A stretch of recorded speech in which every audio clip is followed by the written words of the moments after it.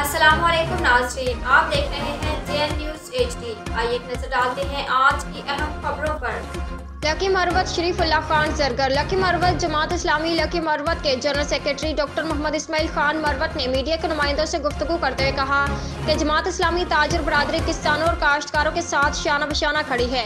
Imported हुकूमत का रात 8 बजे दुकानें, मार्केट और शादी हाल बंद करने के फैसले को जमात इस्लामी मुस्तरद करती है और फौरी वापसी का मुतालबा करते हैं। ताजरों और किसानों के तमाम जायज़ मुतालबात की मुकम्मल हिमायत करती है। इम्पोर्टेड हुकूमत किसानों ताजरों का माशी कत्ल करने के दर पे है। इम्पोर्टेड हुकूमत 8 माह से अवाम को रिलीफ देने के बजाय तकलीफ पहुंचा रही है।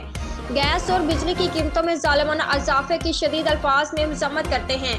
गरीब अवाम, किसान, ताजर पहले ही महंगाई की चक्की में पिस रहा है। इम्पोर्टेड हुकूमत की तमाम पॉलिसी अवाम दुश्मनी पर मबनी है। PDM के इंटरनेशनल चोरों को सिर्फ धड़ाधड़ केसेस में रिलीफ मिल रहा है, जो कि पाकिस्तानी अवाम के साथ खुला मजाक है।